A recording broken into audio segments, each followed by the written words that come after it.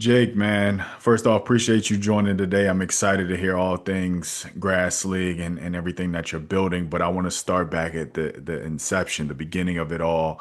Talk about, what sparked you to want to start Grass League and why did you see a need and wanted to kind of fill a void that you were seeing in the golf industry.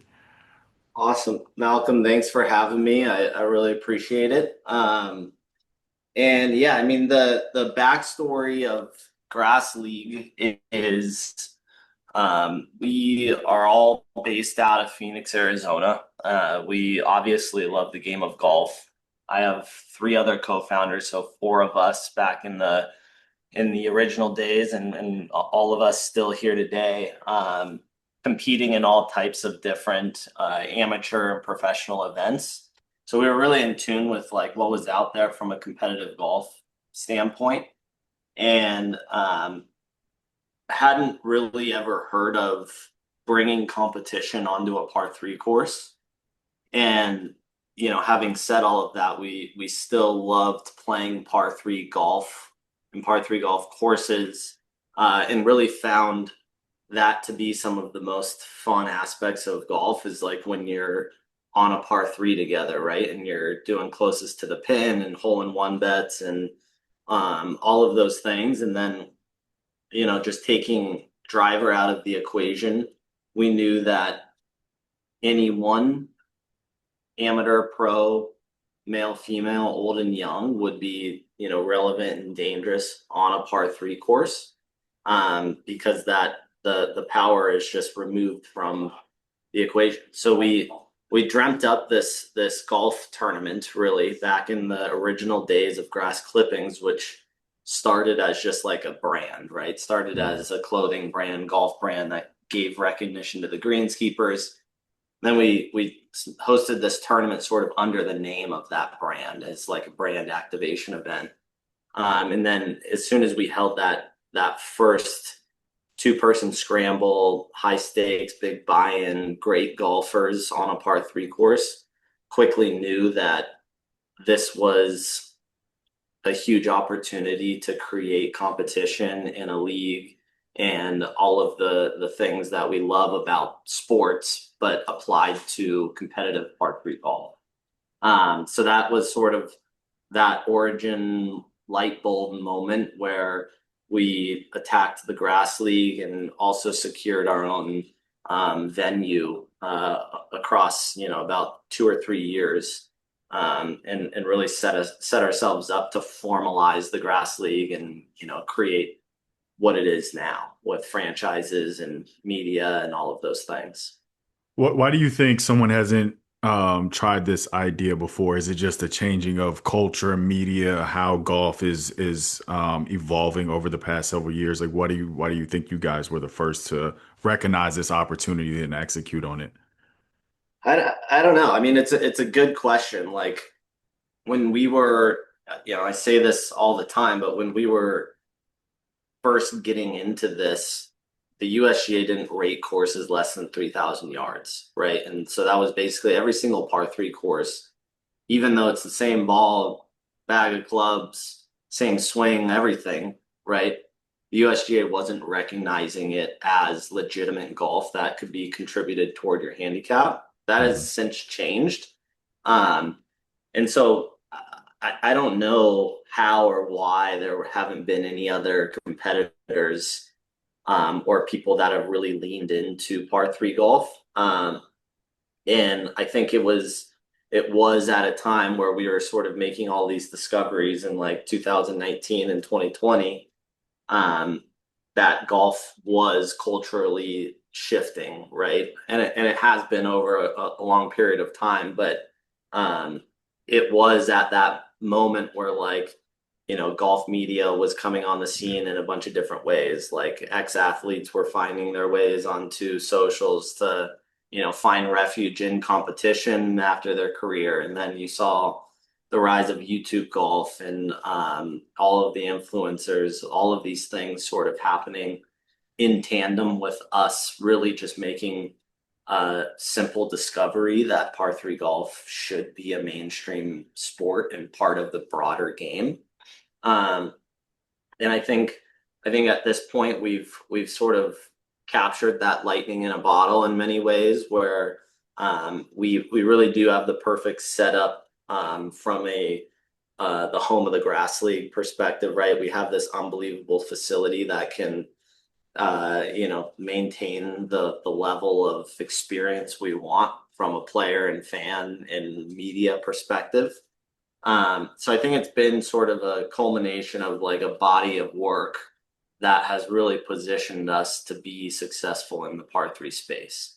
Hmm. Um, and so, there's still a ton of people out there that have not heard of the grass league. Like we're still in this growth mode where we're making fans and players and media outlets aware that this really is an unbelievable format to play and watch golf. Um, but I think the traditional focus, and as it will continue to be, has just been on that full length game that we've always played. And the PGA Tour has sort of been the pinnacle of golf Yeah. competition, and there's a ton of sort of tentacles below the PGA Tour that's all working up to that. And we see ourselves as sort of a little bit separate from that, right? Where we have this different opportunity where, yes, PGA Tour level players, right? We have ex PGA Tour players on our circuit. We have LPGA gals playing in the grass league. And then we have amateurs that have a full-time job but maintain a sharp game that can compete in these formats. Um, so, I think par three, the perception of par three golf has always been like, it's kind of like the fun part, like hit and giggle thing you do after you go play a full round of full length golf. Yeah. And you go look at golf clubs across the world, and there's, the championship course, and then they might have like a little 9-hole pitch and putt. And so I think it was kind of just an afterthought for many decades.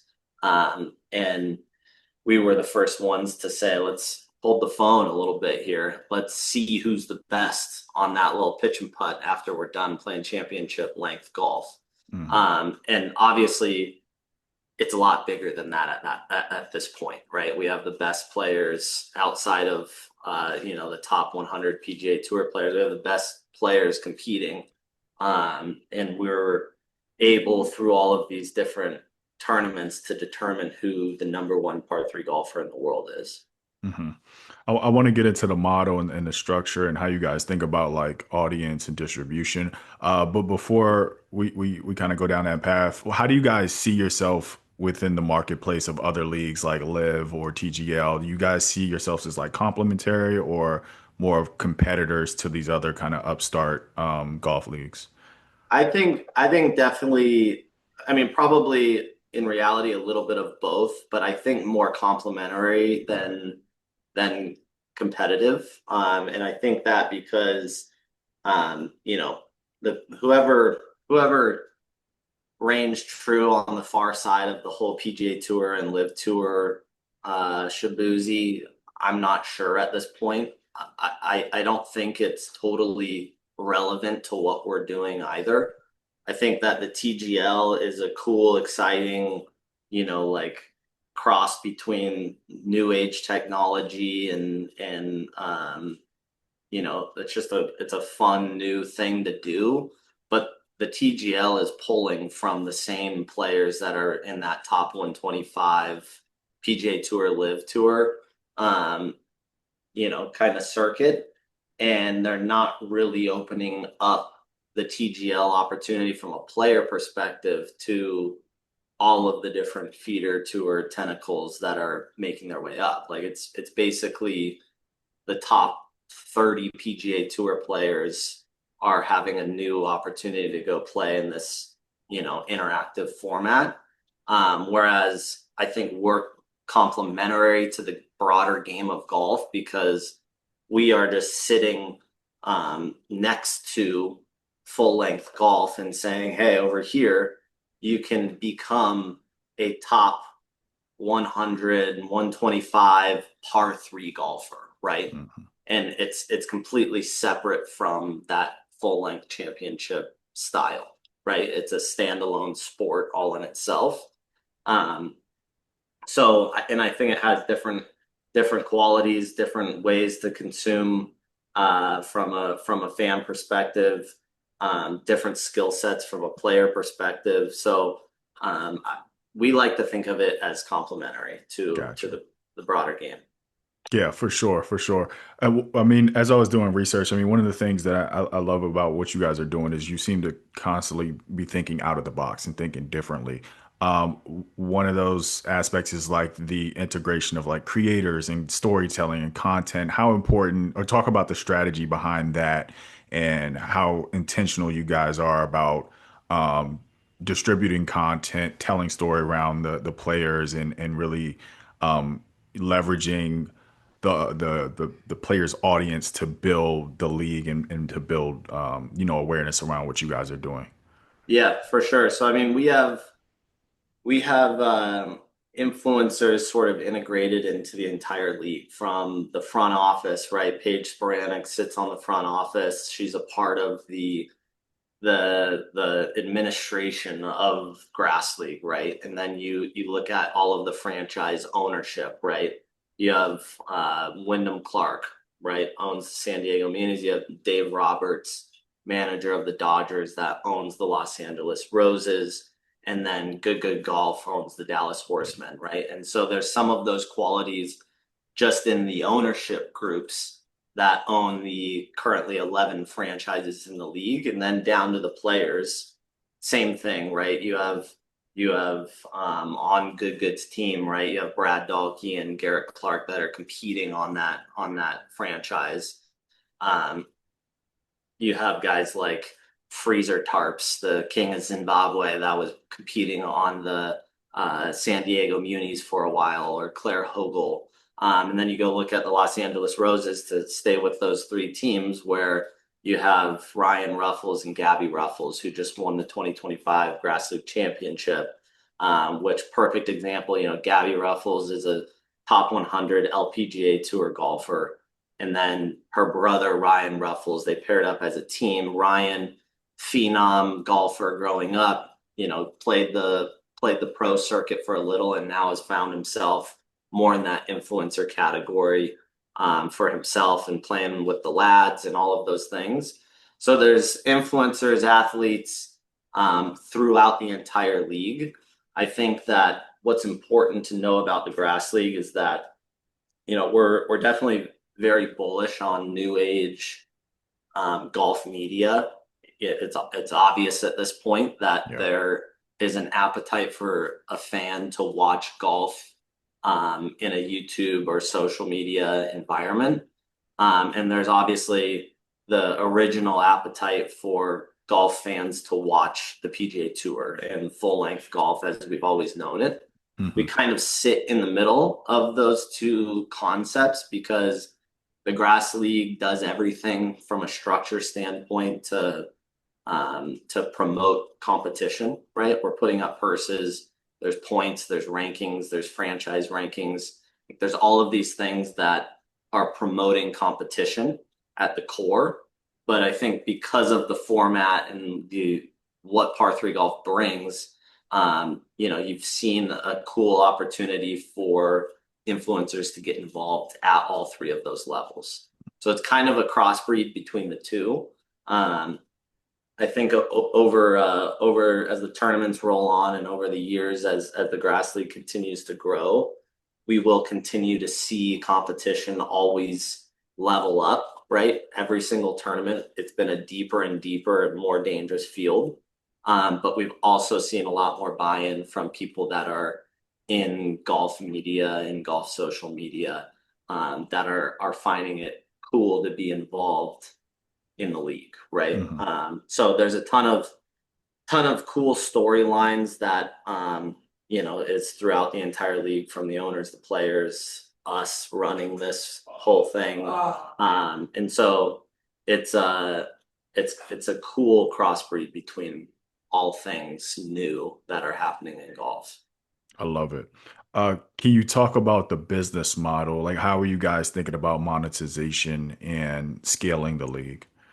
Yeah. So We we're a venture backed sports league, right? So we raised money in our early days. We also just closed another round, kind of like a seed plus round, this past summer, and announced that round of financing, um, leading up to that summer grind tournament, which was the second tournament of our 25 season.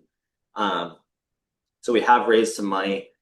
We've also, from a cash perspective, it's important to the league for those franchise sales. So we're currently at 11 franchises in the league. We'll sell roughly, and we sold the first 10 sort of in bulk before the first season. And we'll sell one franchise per season as the league continues to grow.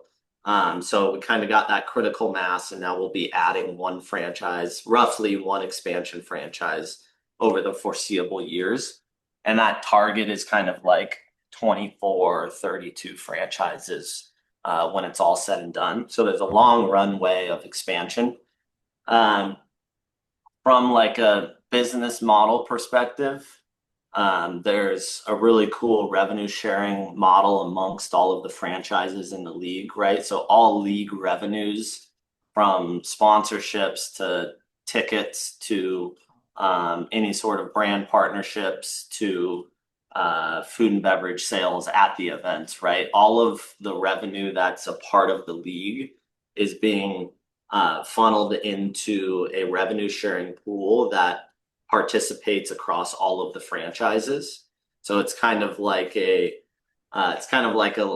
commonwealth, if you will, amongst the franchises where they can have access to some of that revenue sharing to grow their own brands, right? Interesting. Hire social media coverage or hire general managers or pay for merchandise or pay for player travel, all of those things. So the franchises are making money through that revenue sharing. They're also making money through purse earnings, right? So every single tournament, the grass league posts a purse, and those franchises have an opportunity to go win that purse. Got you. What would you say has been the most underestimated cost or challenge, whether that's operationally, production wise, logistics, like in terms of like starting a new league? What was the most like eye opening thing that you've experienced so far? I think there's probably two things. Number one is and not in any order, but uh, one, just massive undertaking is managing the front office of a sports league, right? Everyone loves to hate on Roger Goodell and all of the commissioners of these major five sports leagues. I think the fact of the matter is that's a very, very difficult job, right? Yeah. You have this front office, and that front office's purpose is to ensure that all of the franchises are successful, right? And all of the franchises have different opinions of what they need to be successful. So you're really managing all of the different franchises in the leagues, all having sort of different opinions and different approaches and different cost strategies and revenue strategies, in order for them to build their franchises. But what's most important at the front office is to maintain a fair environment where you're not treating one franchise different from another. So I think that's just an inherent challenge to any sports league, and it really never goes away. It probably just gets more challenging as the money continues to build. So it's paramount though to a healthy league, right? Healthy franchises and happy franchises and growing franchises are the signs of a successful sports league.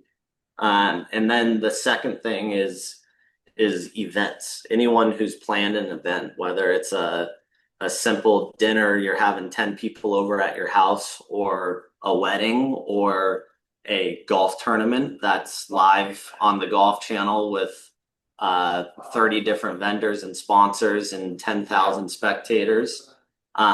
Events are just inherently very, very difficult to manage, right? There's a lot of things that need to come together. No matter how planned you are, everyone all has to show up and execute what they're there to do in a span of 48 hours. Yeah, And there's just always inherently something that's going to go wrong. And so it's just event management and being able to be nimble and quick and roll with the punches to produce ultimately the best product for the players, fans, and owners. So that's sort of the business that we're in. That's a huge part of the business is putting on these events. And so I would say those are the two things that stand out the most. But it's also like very rewarding, right? Like absolutely. you go into it knowing that something's going to go wrong, and it's working about managing the detriment, right? And executing. And so once it does go off and it happens and you're looking around and it's all working, it's one of the most rewarding things. Like it's unbelievably exciting to see it all come together. Absolutely. Yeah. Mistakes are definitely a part of the process. Yep. You talked about the growth strategy and obviously you guys just sold the Las Vegas franchise. How do you think about entering new markets? Like, what does that kind of the thinking process look like for you guys? Yeah, so I mean, expansion franchises are something that's obviously critical to the growth of the league. Given that there's a finite amount of franchises, I said 24 and then up to 32, we're very strategic in selecting which expansion markets we want to go into. And that number is also inclusive of an international expansion, right? So we have all of the intentions in the world to go to the world, right? So we want to see the Asian markets, European, South America, Australia, um, all come into this league and it not just be contained to the United States like it is currently. But we really look at a few things. Number one, the market. Is this a market that is a good fit for the grass league? So it's most likely going to be major metropolitan states, cities, or countries, right?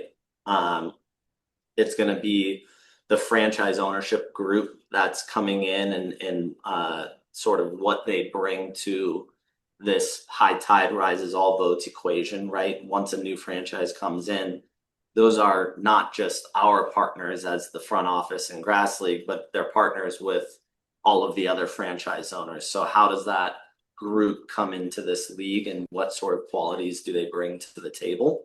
And what in return can the other franchises and front office do for that market?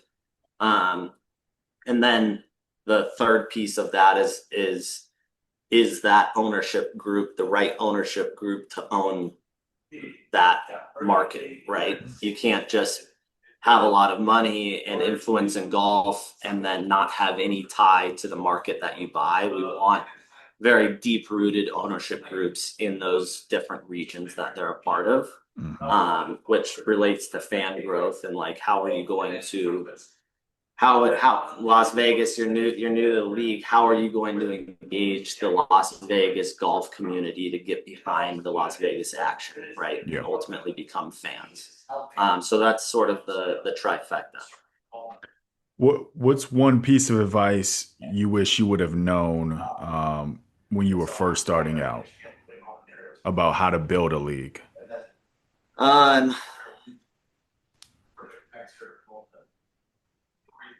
a good question. There's probably I could probably go on for a whole nother episode on that one. Right, for Um, sure. I would say that um, it's not all that different from any other company that you're operating. I think it's just very important um, to be very cost conscientious, understand before you go down any certain path what the long-term ramifications are of that from a cost perspective. So really just managing that is key. Um, in a sports league in particular, you're building um, you're building these franchises. You're putting things in place for players to be incentivized to compete in your league. You're building fans, and you're growing your media footprint. And so I think it's like, I don't think there's any one thing that would be helpful to know, but it's very important early on to, um, not get shiny lured, right? And what I mean by that is like there's all of these different opportunities that the grass league has, and there's people reaching out. There's different, and it's all about just being methodical and like staying on path of what's most important to the league's growth, what's most important from that growth that will enhance the player and franchise owners' value and incentives to keep competing, and operating their teams. And so, not every opportunity or path that the league has is like essential to that growth. So I think it's sort of like weeding out the noise and staying focused on the goal. Hmm. Is one of the most difficult things to running a business because everything sounds great, but you can't do it all. Yeah. Yeah. Keep the main thing the main thing. Keep the main thing the main thing. For Exactly. sure. For sure. Last few questions before we wrap up. If we look out, let's say 10 years from now, what would equal success for the grass league? Um, we want the grass league to be a complete standalone sport and opportunity for golfers to not just make a living, but be as high up and successful as the most successful golfers on the planet are, right? And that's really what it comes down to is putting these players in a position where the grass league is a viable career option for competitive golf, right? So I think that's going to be the main signal, and everything sort of follows that because if we do that right, we have the storylines, the franchises are successful, and the eyeballs and media will follow. Um, so I think 10 years from now, you think about the grass league and competitive par three golf as not just a new uprising cool league, but it's actually a household opportunity, and the best golfers in the world are competing in the grass league. I love it, man. Jake, this has been super insightful. I appreciate your time. Can you let people know where they can learn more about the grass league and also connect with you if you're open to Yes, it? absolutely. Grassleague.com. We have a super cool website that we're continually building out. So you can see all of the fan shop. You can get all of the merch to all of the different franchises, right? So I would encourage everyone to become a fan, join the bandwagon of one of the franchises, and buckle up and follow them because there's a lot of cool storylines, and being an early fan of a up and coming team sounds fun to me. Um, and then most of our media is on YouTube and Instagram currently. So I would definitely encourage to follow the 2026 season on both of those. We have a much larger YouTube presence in the 2026 season, where our like head-to-head matches that we kind of piloted in 25, they're actually a part of the season from a points purse rankings perspective. So I'd follow along on YouTube and watch some of these players duke it out. And then, yeah, I'm always open for conversations. You can find me on LinkedIn. Obviously, it worked. It works. So I'm around. I'm always checking, and I look forward to connecting with anyone. My guy, appreciate you, Jake. Thanks. Cool. Thank you.